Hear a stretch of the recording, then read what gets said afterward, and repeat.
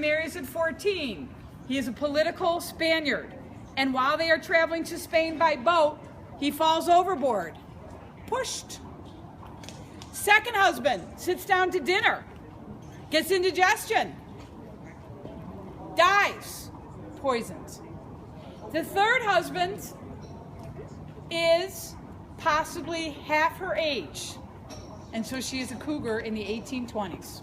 She marries a man possibly half her age. He's a young doctor from France, and he was probably very easily manipulated and gullible. He has never claimed to have participated in her Frankenstein experiments, but I find it suspicious. Madame Delphine in this location will buy the house in her own name. She will have another house with her husband on Royal Street. Here on the first floor it is claimed that she had many beautiful balls and that she would change her outfit at least 3 times during the night and people would see blood on her fingertips. In April of 1824, she will go to the opera and a fire will break out, not in the front room, but in the back room. The details I will give you were published in our newspaper called the Daily Bee. It was yellow journalism, but this is what they reported. When the men make their way into the back room where the fire started, they find a woman, possibly as old as 70, a slave, a human. Her leg has been chained to the stove and the fire is around her.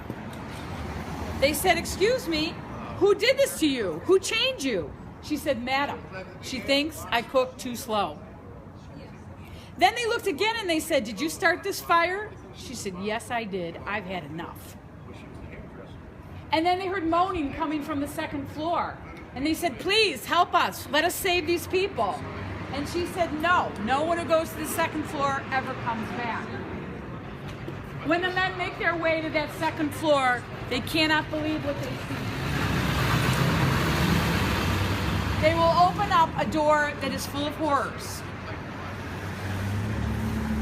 This is usually when I apologize to men, because we don't always think of women in the 19th century as being quite this bad. We think of them as a little bit more repressed.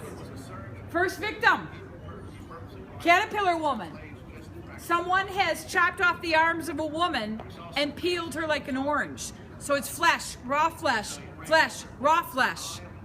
And inside of that body, they have taken hair from the top of the head of slaves and beaded it between the flesh and the raw flesh so it looked like a caterpillar. Doctor on this tour told me, well, someone would die. She does not care. Second victim, crab lady. They have broken the arms and the legs of a woman so she scuttles the floor like she's a crab. If you're an American Horror fan, in a few months the locals said, "Oh, she was trying to create freaks." I don't think so. I think American Horror likes that idea, but I think she was evil.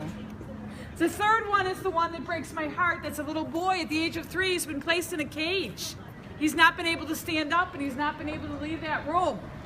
If you do not have love and you do not have someone to protect you, you cannot always thrive. That child will pass within 2 months. He can physically stand, but he cannot adjust to the normal world. Who's the most hard-hearted one in this group? Who's got the hardest heart?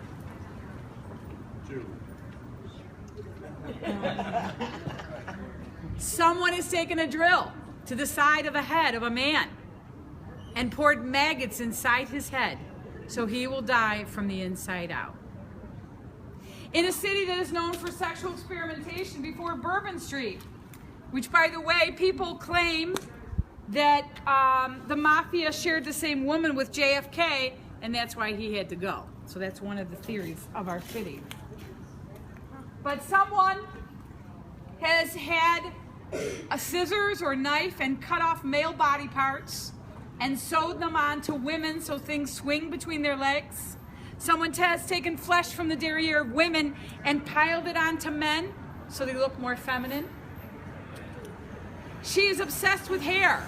So someone has taken hair from this area and made patchwork squares so that those men and women look not even human. They look like puppets or they look almost like animals.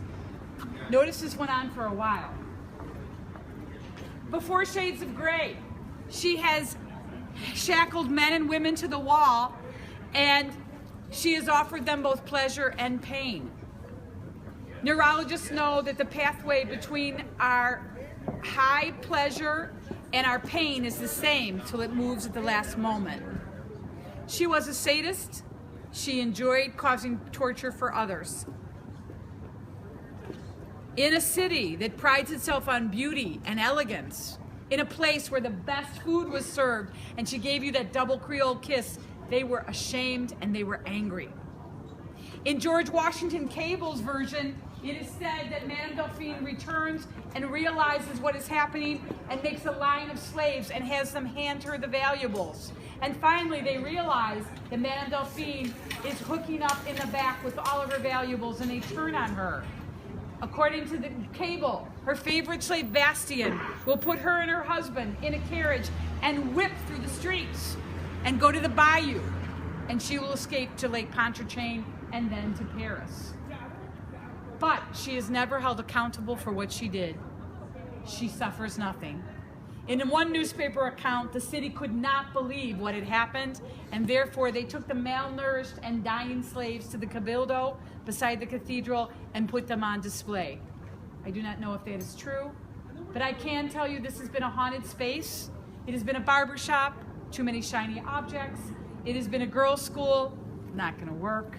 It has been a place where Nicolas Cage owned it, and then he gave it as a gift to the IRS.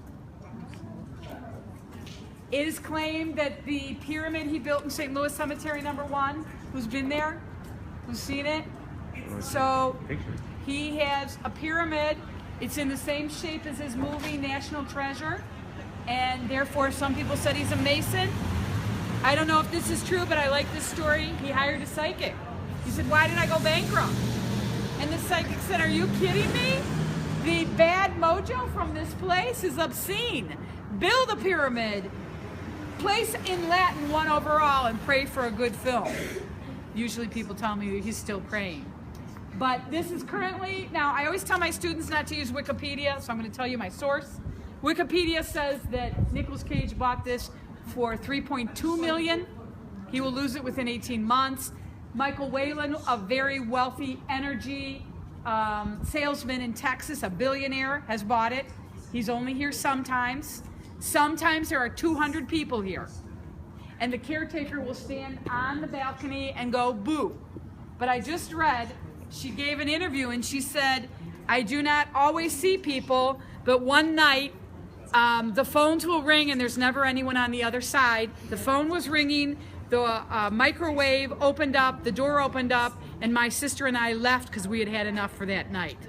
So that is there. It is claimed that someone from New Orleans, who is a decorator, was hired by Michael Whalen to make this a more pretty place. Therefore, in Southern Living, you can see 3 rooms that she created. One is a heaven room, all white. One is a room with the tabernacle to show the presence of our Lord. And the third is a room that is a wall of marble with angels. So I thought that's better. I like that. Right before Halloween, that door was, the windows were open. It was all black with black furniture. They said, theologically, that looks like hell to me. That does not look like heaven. Now, I am a nickel shrink, which means that I didn't want to give out drugs, but I will tell you, having done this tour for a while, and I did do a postdoc at Cornell, sponsored by the German government, in masochism, but I've been listening to Bill Cosby and Darren Sharper stories. If you are someone who is choosing to cause a lover pain without real intimacy, in psychology they call that paraphilia, and sometimes that suggests that you have been traumatized or molested, as it is claimed Bill Cosby has been. But I will tell you that she knew no limits, and Madame Delphine Lalaurie had a child who was baptized in her honor and was christened Delphine by her uncle, and that child was white, and the mother was a slave.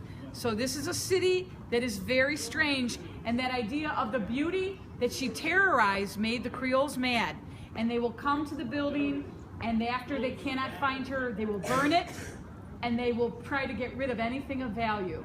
So this has been a space that has been a space of great shame, but also of commerce.